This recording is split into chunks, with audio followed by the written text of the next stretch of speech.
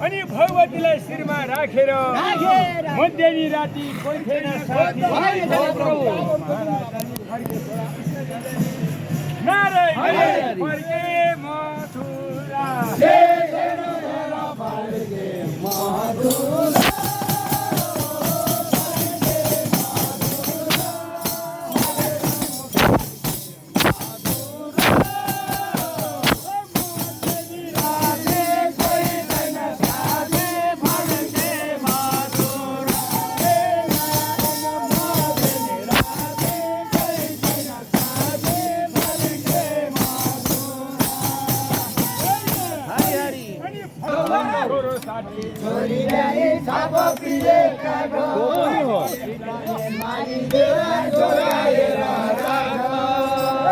वसुदेवले देवकीलाई भन्नु भएको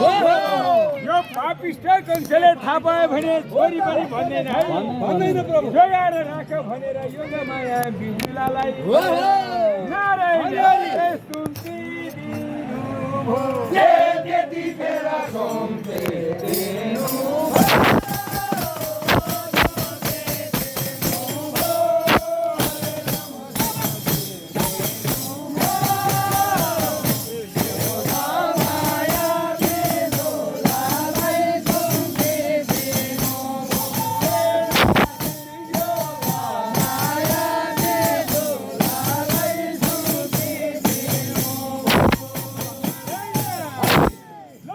बालक जन्म्यो है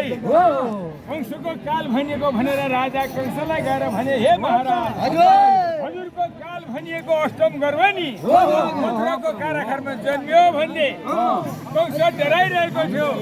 हत्त र पत्त सोध्न थालेछ हे बाबु के जन्म्यो भन्यो जन्मेकै हो के छ रुन लागिरहेछ मथुराको झ्याल खानमा मथुराको झ्याल खानमा